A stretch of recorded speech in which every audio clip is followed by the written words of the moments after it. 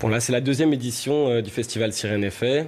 Notre idée, c'est de questionner, en fait, d'amener au questionnement sur l'identité des Syriens, sur l'image qu'on en a, sur l'image du conflit. Après 6 années de guerre, 6 années de souffrance, les images ont été très dures et effectivement, ça a permis de construire dans la tête des gens une image très négative de la Syrie.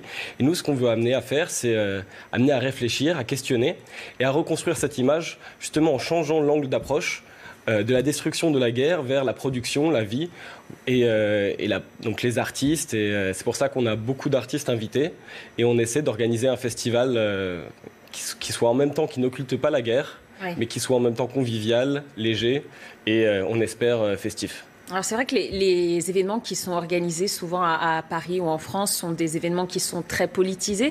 Est-ce que c'est le cas aussi de ce festival ? Alors, c'est toujours un peu politisé, de toute façon, parce que les artistes sont engagés. C'est un festival d'art engagé.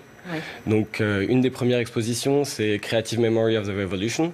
Et donc, c'est Mémoire créative de la Révolution. Mémoire créative de la Révolution. Au départ, c'est un site web qui rassemble toute la production culturelle des artistes syriens qui faisaient partie de ce mouvement de résistance contre la dictature de Bachar el-Assad.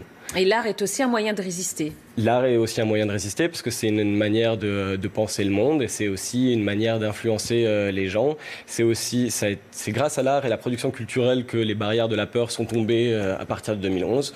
Donc pour nous, c'est quelque chose de très important, l'art, effectivement.